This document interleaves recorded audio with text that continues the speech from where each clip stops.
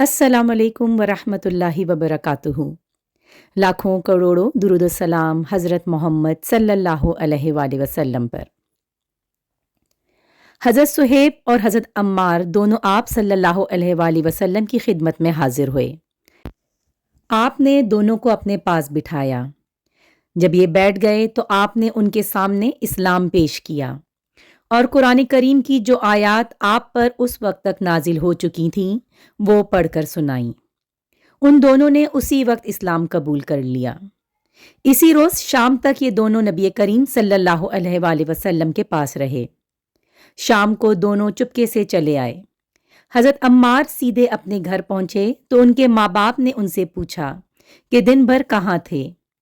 उन्होंने फ़ौरन ही बता दिया कि वो मुसलमान हो चुके हैं। साथ ही उन्होंने उनके सामने भी इस्लाम पेश किया और उस दिन उन्होंने कुरान पाक का जो हिस्सा याद किया था वो उनके सामने तिलावत किया। उन दोनों को ये कलाम बेहद पसंद आया। दोनों फ़ौरन ही बेटे के हाथ पर मुसलमान हो गए।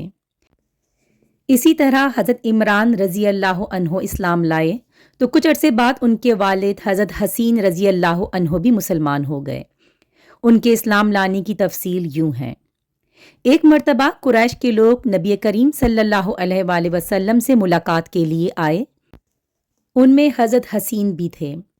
कुरैश के लोग तो बाहर रह गए। हसीन रज़ी अल्लाह अन्हो अंदर चले गए।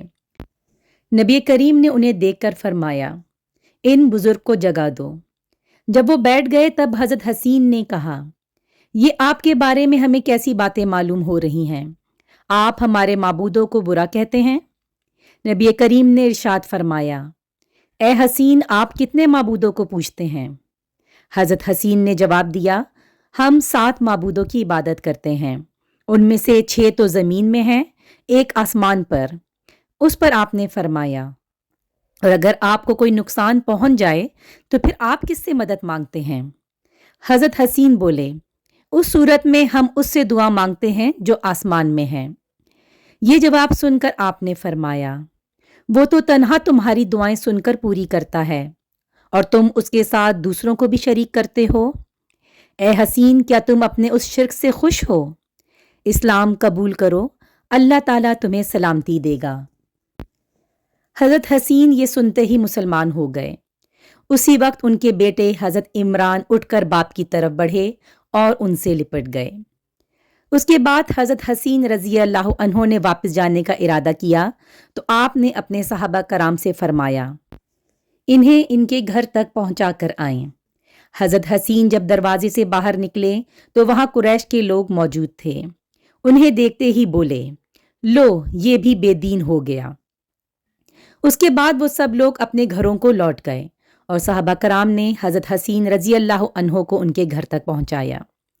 इसी तरह 3 साल तक नबी करीम सल्लल्लाहु अलैहि वसल्लम खुफिया तौर पर तबलीग करते रहे। इस दौरान जो शख्स भी मुसलमान होता वो मक्का की घाटियों में छुपकर नमाजें अदा करता था। फिर एक दिन ऐसा हुआ कि हज़रत साद बिन अबी वक्कास रज़ी अल्लाह अन्हो कुछ दूसरे सहाबा के साथ मक्का की एक घाटी में थे कि अचानक वहां कुरैश की एक जमात पहुंच गई। उस वक्त सहाबा नमाज पढ़ रहे थे। मुशरिकों को ये देखकर बहुत गुस्सा आया। वो उन पर चढ़ दौड़े, साथ में बुरा भला भी कह रहे थे। ऐसे में हज़रत साद बिन अबी वक्कास ने उनमें से एक को पकड़ लिया और उसको एक ज़रब लगाई। उससे उसकी खाल फट गई, खून बह निकला। ये पहला खून है जो इस्लाम के नाम पर बहाया गया। अब कुरैशी दुश्मनी पर उतर आए। इस बना पर नबी करीम सल्लल्लाहु अलैहि वसल्लम हज़रत अरकम रज़ी अल्लाह अन्हो के मकान पर तशरीफ़ ले आए ताकि दुश्मनों से बचाव रहे। इस तरह हज़रत अरकम का ये मकान इस्लाम का पहला मरकज़ बना। इस मकान को दार अरकम कहा जाता है। नबी करीम सल्लल्लाहु अलैहि वसल्लम के दार अरकम में तशरीफ़ लाने से पहले लोगों की एक जमात मुसलमान हो चुकी थी। अब नमाज दार अरकम में अदा होने लगी। नबी करीम सल्लल्लाहु अलैहि वसल्लम सहाबा कराम को वहीं पर नमाज पढ़ाते, वहीं बैठकर इबादत करते और मुसलमानों को दीन की तालीम देते। इस तरह 3 साल गुजर गए। फिर अल्लाह ताला ने आपको इलानिया तबलीग का हुक्म दिया। इलानिया तबलीग की इब्तदा भी दार अरकम से हुई। پہلے آپ یہاں خفیہ طور پر دعوت دیتے رہے، یہاں تک کہ اللہ تعالیٰ نے سورہ شعراء میں آپ کو حکم فرمایا اور آپ اپنے نزدیک کے اہل خاندان کو ڈرائیے۔ یہ حکم ملتے ہی آپ کافی پریشان ہوئے، یہاں تک کہ آپ کی پھوپھیوں نے خیال کیا کہ آپ کچھ بیمار ہیں، چنانچہ وہ آپ کی بیمار پرسی کے لیے آپ کے پاس آئیں۔ تب آپ نے ان سے فرمایا، میں بیمار نہیں ہوں، بلکہ مجھے اللہ تعالیٰ نے حکم دیا ہے کہ میں اپنے قریبی رشتہ داروں کو آخرت کے عذاب سے ڈراؤں، اس لیے میں چاہتا ہوں کہ تمام بنی عبد المطلب کو جمع کروں اور انہیں اللہ کی طرف آنے کی دعوت دوں۔ یہ سن کر آپ کی پھوپھیوں نے کہا، ضرور جمع کریں، مگر ابو لہب کو نہ بلائیے گا، کیونکہ وہ ہرگز آپ کی بات نہیں مانے گا۔ ابو لہب کا نام ابو العزا تھا، یہ آپ کا چچا تھا اور بہت خوبصورت تھا، مگر بہت سنگ دل اور مغرور۔ دوسرے دن نبی کریم صلی اللہ علیہ وآلہ وسلم نے بنی عبد المطلب کے پاس دعوت بھیجی۔ اس پر وہ سب آپ کے پاس جمع ہو گئے، ان میں ابو لہب بھی تھا۔ اس نے کہا، یہ تمہارے چچا اور ان کی اولادیں جمع ہیں، تم جو کچھ کہنا چاہتے ہو کہو اور اپنی بے دینی کو چھوڑ دو، ساتھ ہی تم یہ بھی سمجھ لو کہ تمہاری قوم میں یعنی ہم میں اتنی طاقت نہیں ہے کہ تمہاری خاطر سارے عربوں سے دشمنی لے سکیں، لہٰذا اگر تم اپنے معاملے پر اڑے رہے تو خود تمہارے خاندان والوں ہی کا سب سے زیادہ فرض ہوگا کہ تمہیں پکڑ کر قید کر دیں، کیونکہ قریش کے تمام خاندان اور قبیلے تم پر چڑھ دوڑیں، اس سے تو یہی بہتر ہوگا کہ ہم ہی تمہیں قید کر دیں۔ اور میرے بھتیجے، حقیقت یہ ہے کہ تم نے جو چیز اپنے رشتہ داروں کے سامنے پیش کی ہے، اس سے بدتر چیز کسی اور شخص نے آج تک پیش نہیں کی ہوگی۔ آپ نے اس کی بات کی طرف کوئی توجہ نہیں فرمائی اور حاضرین کو اللہ کا پیغام سنایا۔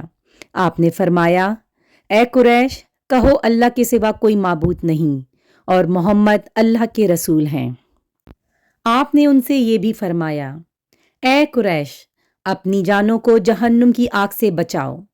وہاں صرف آپ کے رشتہ دار ہی جمع نہیں تھے، بلکہ قریش کے دوسرے قبیلے بھی موجود تھے، اس لیے آپ نے ان کے قبیلوں کے نام لے لے کر انہیں مخاطب فرمایا، یعنی آپ نے یہ الفاظ ادا فرمائے، اے بنی ہاشم، اپنی جانوں کو جہنم کے عذاب سے بچاؤ، اے بنی عبد الشمس، اپنی جانوں کو جہنم کی آگ سے بچاؤ، اے بنی عبد مناف، اے بنی زہرا، اے کعب بن لوئی، اے بنی مرو بن کعب، اپنی جانوں کو جہنم کی آگ سے بچاؤ، اے صفیہ، محمد کی پھوپھی، اپنے آپ کو جہنم کی آگ سے بچاؤ۔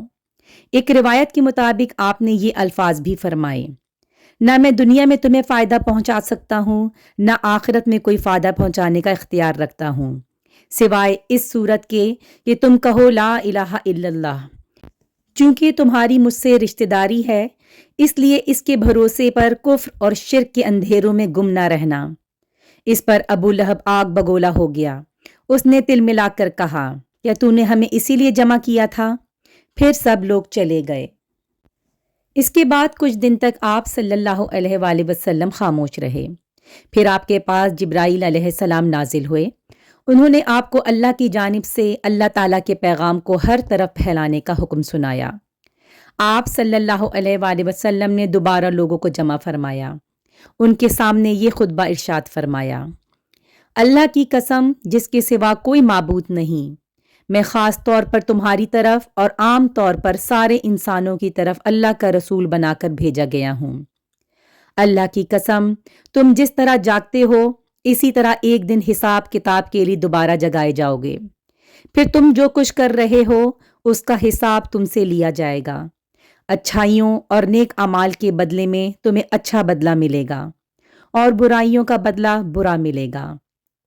وہاں بلا شبہ ہمیشہ ہمیشہ کے لیے جنت ہے یا ہمیشہ ہمیشہ کے لیے جہنم ہے۔ اللہ کی قسم، اے بنی عبد المطلب، میرے علم میں ایسا کوئی نوجوان نہیں جو اپنی قوم کے لیے اس سے بہتر اور اعلیٰ کوئی چیز لے کر آیا ہو۔ میں تمہارے واسطے دنیا اور آخرت کی بھلائی لے کر آیا ہوں۔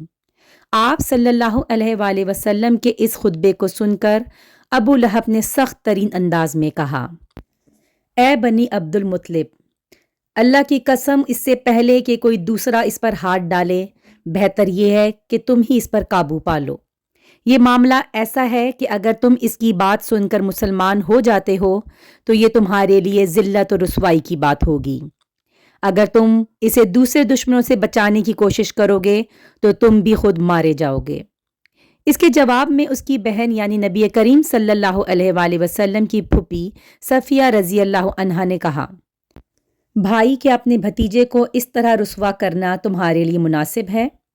اور پھر اللہ کی قسم، بڑے بڑے عالم یہ خبر دیتے آ رہے ہیں کہ عبد المطلب کے خاندان میں سے ایک نبی ظاہر ہونے والے ہیں، لہٰذا میں تو کہتی ہوں یہی وہ نبی ہیں۔ ابو لہب کو یہ سن کر غصہ آیا۔ وہ بولا، اللہ کی قسم یہ سب جھوٹ ہے۔ جب قریش کے خاندان ہم پر چڑھائی کرنے آئیں گے اور سارے عرب ان کا ساتھ دیں گے تو ان کے مقابلے میں ہماری کیا چلے گی؟ خدا کی قسم ان کے لیے ہم ایک ترنے والے کی حیثیت ہوں گے۔ اس پر ابو طالب بول اٹھے، اللہ کی قسم، جب تک ہماری جان میں جان ہے ہم ان کی حفاظت کریں گے۔ اب نبی کریم صلی اللہ علیہ وآلہ وسلم صفا پہاڑی پر چڑھ گئے اور تمام قریش کو اسلام کی دعوت دی۔ ان سب سے فرمایا، اے قریش، اگر میں تم سے یہ کہوں کہ اس پہاڑ کے پیچھے سے ایک لشکر آ رہا ہے اور وہ تم پر حملہ کرنا چاہتا ہے تو کیا تم مجھے جھوٹا خیال کرو گے؟ سب نے ایک زبان ہو کر کہا، نہیں، اس لیے کہ ہم نے آپ کو آج تک جھوٹ بولتے ہوئے نہیں سنا۔ اب آپ نے فرمایا، اے قریش، اپنے جانوں کو جہنم سے بچاؤ، اس لیے کہ میں اللہ تعالیٰ کے ہاں تمہارے لیے کچھ نہیں کر سکوں گا۔ میں تمہیں اس زبردست عذاب سے صاف ڈرا رہا ہوں جو تمہارے سامنے ہے۔ میں تم لوگوں کو 2 کلمے کہنے کی دعوت دیتا ہوں جو زبان سے کہنے میں بہت ہلکے ہیں لیکن ترازو میں بے حد وزن والے ہیں۔ ایک، اس بات کی گواہی کہ اللہ کے سوا کوئی عبادت کے لائق نہیں۔ دوسرے یہ کہ میں اللہ کا رسول ہوں۔ اب تم میں سے کون ہے جو میری اس بات کو قبول کرتا ہے؟ آپ کے خاموش ہونے پر ان میں سے کوئی نہ بولا تو آپ نے اپنی بات پھر دہرائی۔ پھر آپ نے تیسری بار اپنی بات دہرائی مگر اس بار بھی سب خاموش کھڑے رہے۔ اتنا ہوا کہ سب نے آپ کی بات خاموشی سے سن لی اور واپس چلے گئے۔ ایک دن قریش کے لوگ مسجد حرام میں جمع تھے، بتوں کو سجدہ کر رہے تھے۔ آپ نے یہ منظر دیکھا تو فرمایا، اے قریش کے لوگو، اللہ کی قسم تم اپنے باپ ابراہیم علیہ السلام کے رستے سے ہٹ گئے ہو۔ آپ کی بات کے جواب میں قریش بولے، ہم اللہ تعالیٰ کی محبت ہی میں بتوں کو پوجتے ہیں تاکہ اس طرح ہم اللہ تعالیٰ کے قریب ہو سکیں۔ اس موقع پر اللہ تعالیٰ نے ان کی بات کے جواب میں وحی نازل کی جس کا ترجمہ یہ ہے، آپ فرما دیجئے اگر تم اللہ تعالیٰ سے محبت رکھتے ہو تو میری پیروی کرو، اللہ تعالیٰ تم سے محبت کرنے لگیں گے اور تمہارے سب گناہ معاف کر دیں گے۔ قریش کو یہ بات بہت ناگوار گزری۔ انہوں نے ابو طالب سے شکایت کی، ابو طالب، تمہارے بھتیجے نے ہمارے معبودوں کو برا کہا ہے، ہمارے دین میں عیب نکالے ہیں، ہمیں بے عقل ٹھہرایا ہے، اس نے ہمارے باپ دادا تک کو گمراہ کہا ہے۔ اس لیے یا تو آپ ہماری طرف سے نپٹیے یا ہمارے اور اس کے درمیان سے ہٹ جائیے، کیونکہ خود آپ بھی اسی دین پر چلتے ہیں جو ہمارا ہے اور اس کے دین کے آپ بھی خلاف ہیں۔ ابو طالب نے انہیں نرم الفاظ میں یہ جواب دے کر واپس بھیج دیا کہ اچھا، میں انہیں سمجھاؤں گا۔ ادھر اللہ تعالیٰ نے حضرت جبرائیل علیہ السلام کو آپ کی خدمت میں بھیجا۔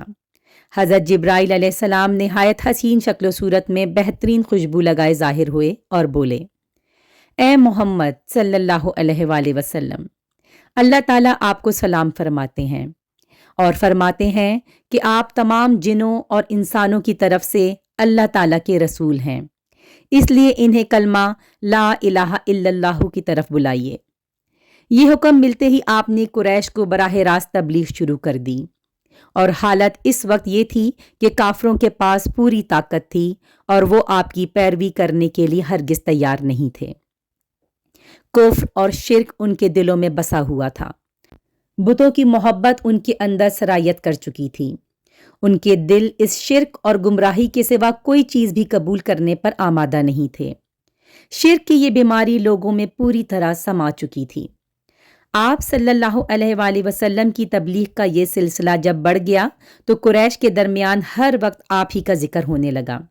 وہ لوگ ایک دوسرے سے بڑھ چڑھ کر آپ سے دشمنی پر اتر آئے، آپ کو جان سے مار دینے کے منصوبے بنانے لگے، یہاں تک سوچنے لگے کہ آپ کا معاشرتی بائیکاٹ کر دیا جائے۔ لیکن یہ لوگ پہلے ایک بار پھر ابو طالب کے پاس گئے اور ان سے بولے، ابو طالب، ہمارے درمیان آپ بڑے قابل، عزت دار اور بلند مرتبہ آدمی ہیں۔ ہم نے آپ سے درخواست کی تھی کہ آپ اپنے بھتیجے کو روکیے، مگر آپ نے کچھ نہیں کیا۔ ہم لوگ یہ بات برداشت نہیں کر سکتے کہ ہمارے معبودوں کو اور باپ داداؤں کو برا کہا جائے، ہمیں بے عقل کہا جائے۔ آپ انہیں سمجھا لیں، ورنہ ہم آپ سے اور ان سے اس وقت تک مقابلہ کریں گے جب تک کہ دونوں فریقوں میں سے ایک ختم نہ ہو جائے۔ قریش تو یہ کہہ کر چلے گئے۔ ابو طالب پریشان ہو گئے، وہ اپنی قوم کے غصے سے اچھی طرح واقف تھے۔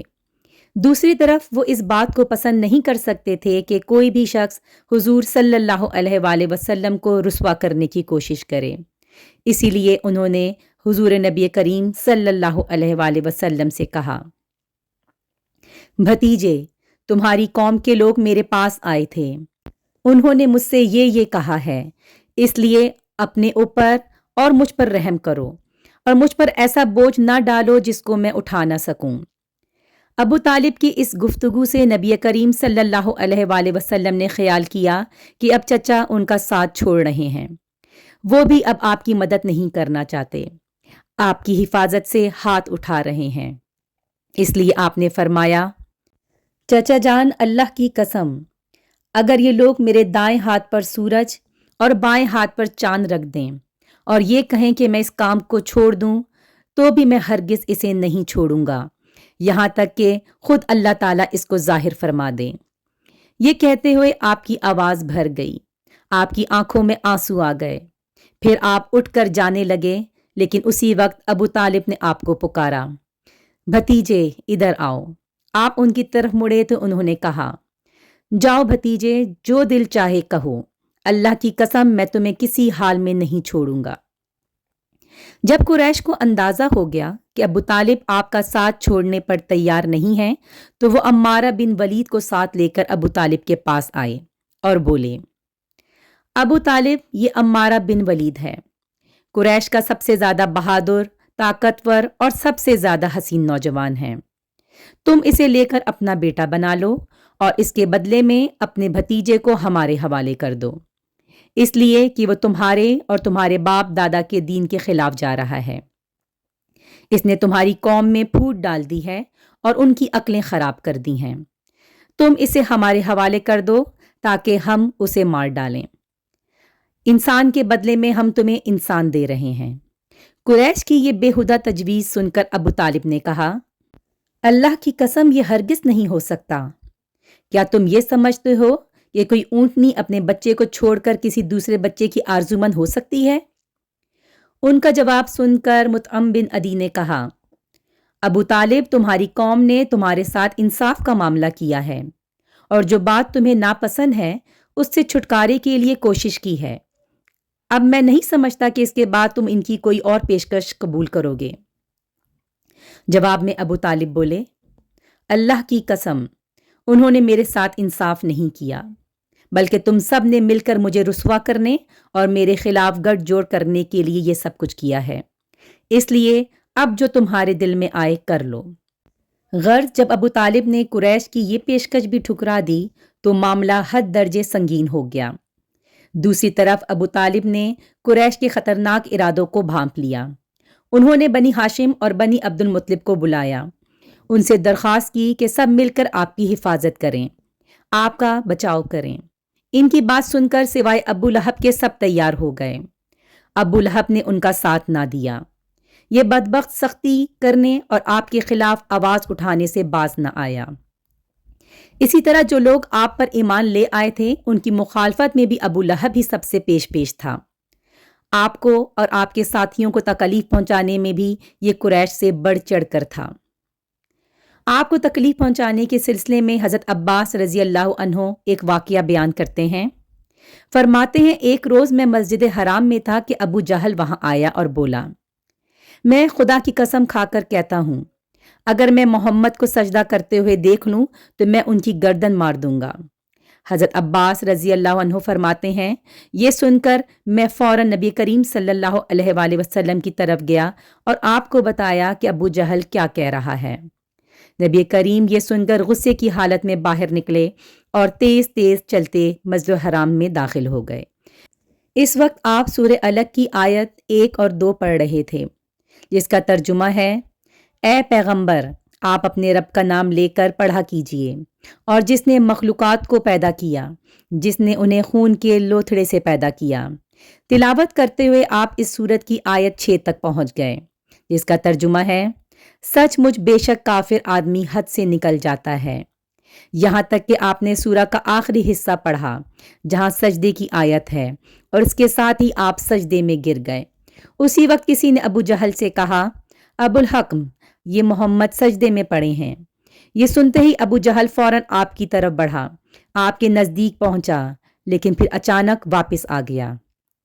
لوگوں نے حیران ہو کر پوچھا ابو الحکم کیا ہوا؟ جواب میں اس نے اور زیادہ حیران ہو کر کہا جو میں دیکھ رہا ہوں کیا تمہیں وہ نظر نہیں آ رہا؟ اس کی بات سن کر لوگ اور زیادہ حیران ہوئے اور بولے تمہیں کیا نظر آ رہا ہے ابو الحکم؟ اس پر ابو جہل نے کہا مجھے اپنے اور ان کے درمیان آگ کی ایک خندق نظر آ رہی ہے۔ اس طرح ایک دن ابو جہل نے کہا اے قریش کے لوگوں، جیسے کہ تم دیکھ رہے ہو محمد تمہارے دین میں عیب ڈال رہا ہے، تمہارے معبودوں کو برا کہہ رہا ہے، تمہاری عقلوں کو خراب بتا رہا ہے اور تمہارے باپ داداؤں کو گالیاں دے رہا ہے۔ اس لیے میں خدا کے سامنے عہد کرتا ہوں کہ کل میں محمد کے لیے اتنا بڑا پتھر لے کر بیٹھوں گا جس کا بوجھ وہ برداشت نہیں کر سکیں گے۔ جو ہی وہ سجدے میں جائیں گے میں وہ پتھر ان کے سر پر مار دوں گا۔ اس کے بعد تم لوگوں کو اختیار ہے، چاہو تو اس معاملے میں میری مدد کرنا اور مجھے پناہ دینا، چاہو تو مجھے دشمنوں کے حوالے کر دینا، پھر بنی عبد مناف میرا جو بھی حشر کریں۔ یہ سن کر قریش نے کہا اللہ کی قسم ہم تمہیں کسی قیمت پر دغا نہیں دیں گے، اس لیے جو تم کرنا چاہتے ہو اطمینان سے کرو۔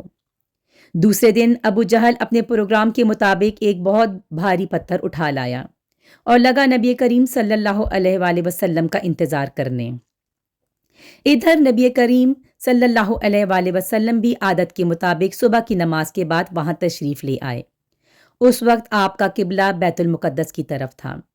آپ نماز کے لیے رکن یمانی اور حجر اسود کے درمیان کھڑا ہوا کرتے تھے، کعبے کو اپنے اور بیت المقدس کے درمیان کر لیا کرتے تھے۔ آپ نے آتے ہی نماز کی نیت باندھ لی۔ ادھر قریش کے لوگ اپنے اپنے گھروں میں بیٹھے انتظار کر رہے تھے کہ دیکھیں آج کیا ہوتا ہے، ابو جہل اپنے پروگرام میں کامیاب ہوتا ہے یا نہیں۔ پھر جو ہی آپ سجدے میں گئے ابو جہل نے پتھر اٹھایا اور آپ کی طرف بڑھا۔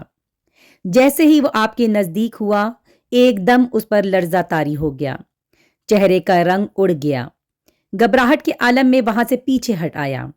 ادھر پتھر پر اس کے ہاتھ اس طرح جم گئے کہ اس نے چاہا ہاتھ اس پر سے ہٹا لے لیکن ہٹا نہ سکا۔ قریش کے لوگ فوراً اس کے گرد جمع ہو گئے اور بولے ابو الحکم کیا ہوا؟ اس نے جواب دیا میں نے رات کو تم سے جو کہا تھا اس کو پورا کرنے کے لیے میں محمد کی طرف بڑھا، مگر جیسے ہی ان کے قریب پہنچا ایک جوان اونٹ میرے رستے میں آ گیا۔ میں نے اس جیسا زبردست اونٹ آج تک نہیں دیکھا، وہ ایک دم میری طرف بڑھا جیسے مجھے کھا لے گا۔ جب اس واقعے کا ذکر نبی کریم صلی اللہ علیہ وآلہ وسلم سے کیا گیا تو آپ نے فرمایا وہ جبریل علیہ السلام تھے، اگر وہ میرے نزدیک آتا تو وہ اسے ضرور پکڑ لیتے۔